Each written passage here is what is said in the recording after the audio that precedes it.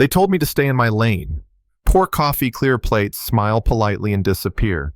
And for years, I did exactly that. I wore the burgundy uniform, kept my name tag straight, memorized the water glass rule 6 inches from the edge. No exceptions. I made myself small in a room full of giants, because I had no other choice. But that morning, everything changed. It was the Grand Regency Hotel in Chicago. I was setting up the ballroom for some big pharmaceutical pitch, one of those high-stakes events with suit security and money dripping from every corner. I didn't know the full scope, only that the CEO, some hotshot named Vincent Harper, was pitching a $120 million hepatitis drug to a room full of investors. To them, it was a deal. To me, it was Tuesday. Until I saw the formula. It flashed up on the massive presentation screen during setup, just a slide in the rotation, and my hand froze mid-pour. I knew that structure. I knew it because 15 years ago, I created something like it in a lab across the country. And I also knew if they went forward with this drug, people would die. Not in theory, not someday.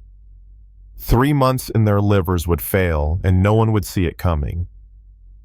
I tried to steady my hands, but my heart was racing. I wasn't supposed to know this stuff, not anymore. Not as Marla the waitress.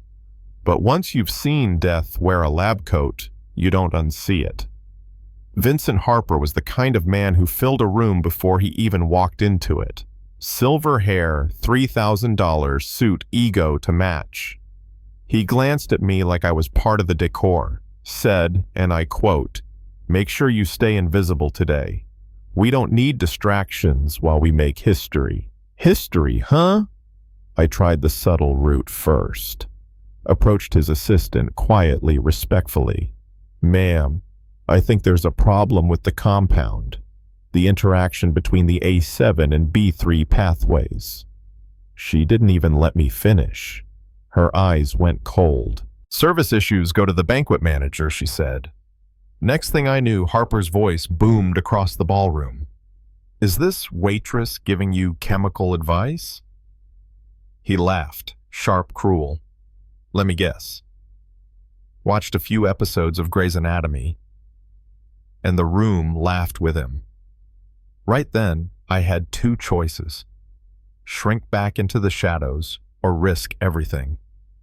My job, my health insurance, the fragile routine I'd built for my son Marcus. But I also thought of mothers trusting that drug, of kids who wouldn't survive the side effects, of my own mama who died because a rushed drug trial cut corners. So I spoke. "Sir," I said loud enough for the whole room to hear, "that's the wrong formula. If you proceed, you'll kill people." You could have heard a pin drop. Vincent's face twisted with rage.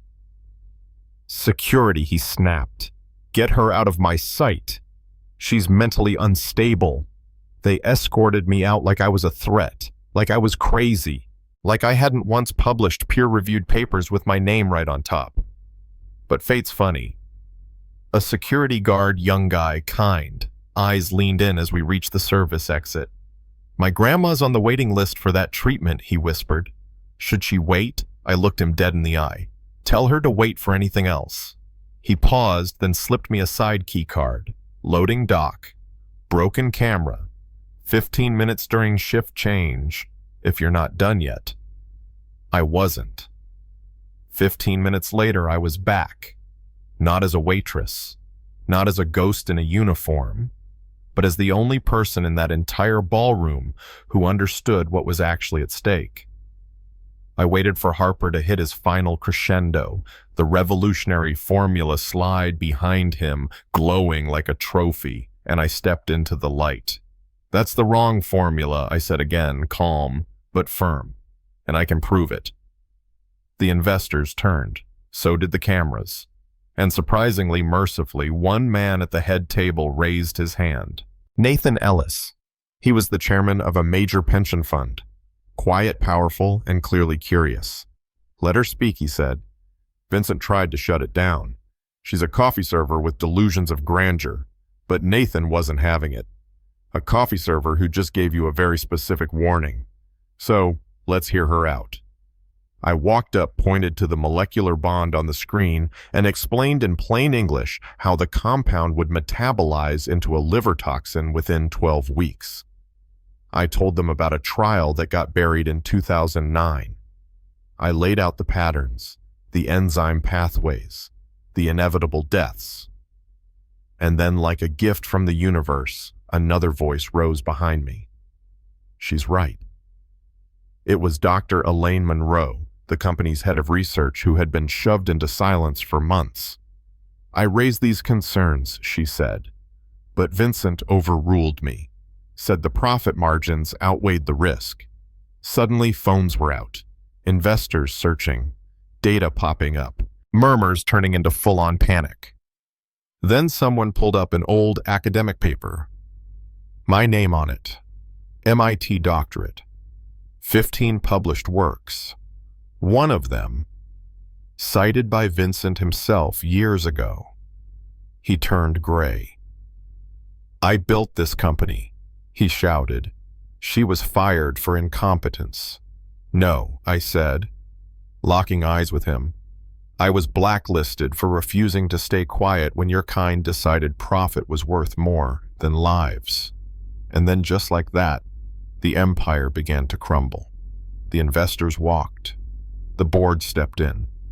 Vincent was removed before lunch was served. They offered me a position on the spot, chief scientific advisor for their pharmaceutical investments. 6 figures. Full autonomy. A platform.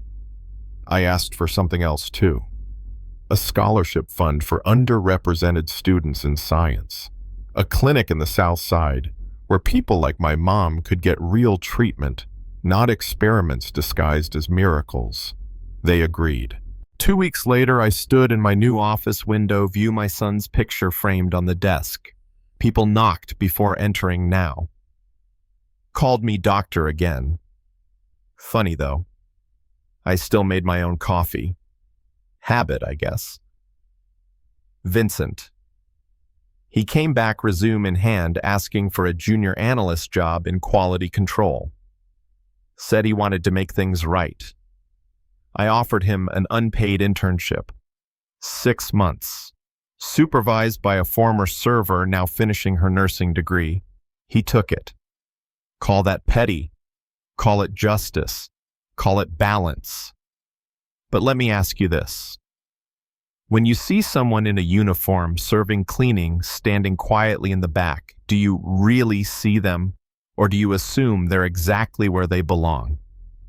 Because the truth is, some of the most brilliant, brave, and ethical people in this country are hiding in plain sight, silenced by circumstance, dismissed by titles, and if we keep ignoring them, we all pay the price. So tell me, was I wrong to speak up? Or was I just the wrong kind of person for them to hear it from? Drop your thoughts below. What would you have done? Have you ever been dismissed because of who people thought you were? Let's talk, because someone's truth might be waiting on your reply.